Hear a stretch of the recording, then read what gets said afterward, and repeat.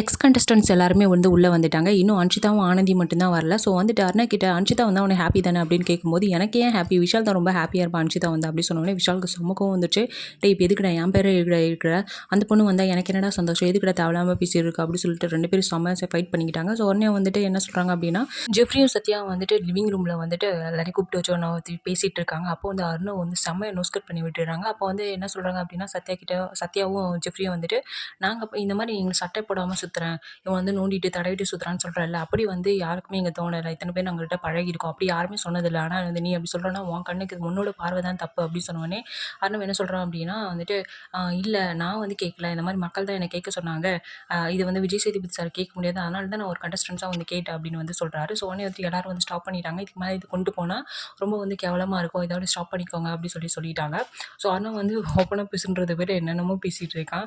இதை வந்துட்டு உண்மை தான், சத்யா வந்து சட்டை போடாமல் தான் சுற்றிட்டு இருக்கான். அன்றைக்கி வந்து சௌந்தர்யா வந்துட்டு ரொம்ப ஆக்வர்டாக இருக்குது அப்படின்னு வந்து சொன்னால், அவன் வந்து சட்டையை போடாமல் சுற்றிட்டு இருக்கான். அதுவுமே ஒரு கேவலமாக தானே இருக்குது பார்க்குறதுக்கு, நமக்கு ஒரு மாதிரியா இருக்குல்ல. ஸோ அதுதான் ஜெஃப்ரி அந்தளவு தடவிட்டு நோண்டிட்டு அந்த மாதிரிலாம் பண்ணதில்லை. ஸோ ஜெஃப்ரி சொன்னது தப்பு தான், ஆனால் சத்யா சொன்னது கரெக்டு தான் அப்படின்னு தோணுது. ஸோ இந்த சைடு வந்து அன்ஷிதாவுக்காக அருணவும் விஷாலும் வந்து மோதிக்கிட்டு திரும்ப பார்க்கும்போது ரொம்ப ஷாக்கிங்காக இருக்குது. அதுவே அன்ஷிதா வந்ததுக்கப்புறம் என்ன நடக்க போகுது அப்படின்றது வந்து தெரியல. அன்ஷிதா உள்ளே வந்ததுக்கப்புறம் நிறைய கண்டென்ட் இருக்குது புரிய. ஸோ ஆல்ரெடி வந்துட்டு மேடம் வந்து நல்லா உடச்சி பேசுவாங்க. ஸோ என்ன நடக்க போகுது அப்படின்றது வந்து தெரியல. ஸோ யாருக்கு சப்போர்ட் பண்ண போகிறாங்க, அர்ணவா விஷாலா அப்படின்றத வெயிட் பண்ணி பார்க்கலாம். ஸோ விஷால் வந்துட்டு அன்ஷிதா கிட்ட வந்து ஒரு ஃப்ரெண்ட்லியாக தான் பழகினா, அது நமக்குமே தெரியும். இருந்தாலும் இந்த சோஷியல் மீடியாவில் வந்து நெகட்டிவிட்டி வந்து ஸ்ப்ரெட் பண்ணிட்டு இருக்காங்க.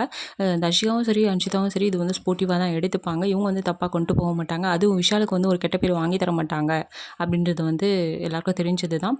ஸோ அர்ணவ் வந்துட்டு கொஞ்சம் லூசுத்தனமாக யோசிக்காமல் கடகடன்னு பேசிடுறான். ஸோ அன்ஷிதா வந்ததுக்கப்புறம் என்ன பண்ண போகிறான் அப்படின்றது வந்து தெரியல. ஸோ வெயிட் பண்ணி பார்க்கலாம். ஸோ உங்களுக்கு என்ன தோணுது, அன்ஷிதா வந்ததுக்கப்புறம் அர்ணவோட ரியாக்ஷன் ப்ளஸ் விஷால் என்ன பண்ண போகிறாங்க அப்படின்னு உங்களுக்கு தெரிஞ்சதுன்னா கமெண்ட்ல சொல்லுங்கள்.